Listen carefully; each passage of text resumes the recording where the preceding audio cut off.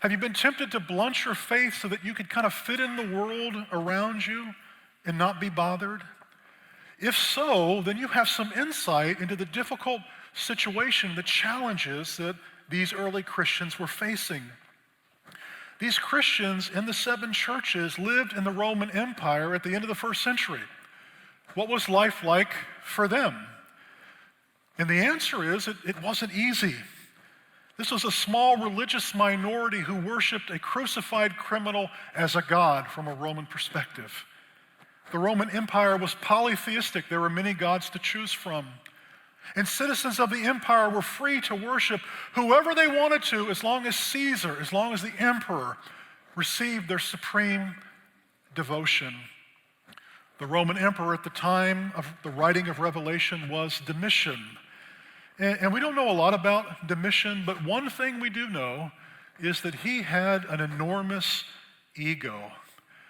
In fact, the Roman historian Suetonius records that Domitian's favorite title was Lord and God.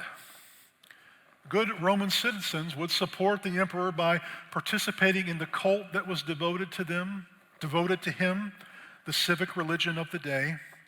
In fact, citizens of the empire, if they wanted to remain in good community standing, were expected to offer sacrifices to Caesar as a god on special occasions, such as his birthday or commemorating a military victory.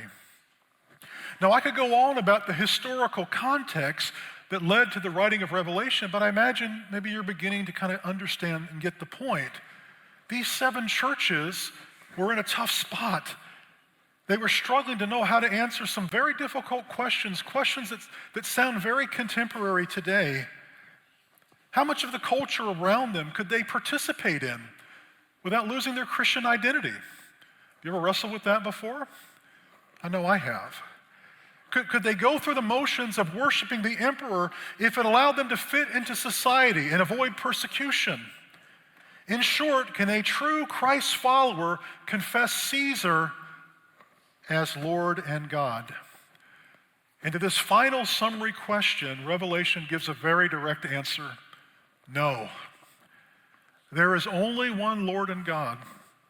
There is only one who deserves and demands our highest loyalty, and his name isn't Domitian or the name of our favorite celebrity or politician.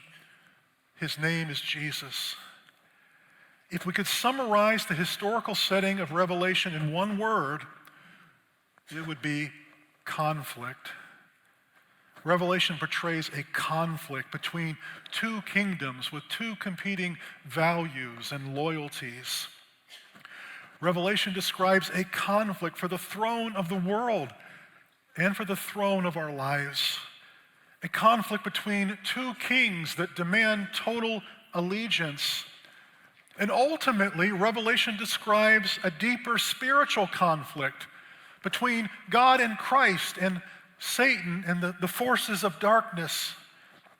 The battles we fight each day in this world over decisions and commitments and priorities are the visible evidence of this cosmic battle being waged for our souls in worship in the invisible world.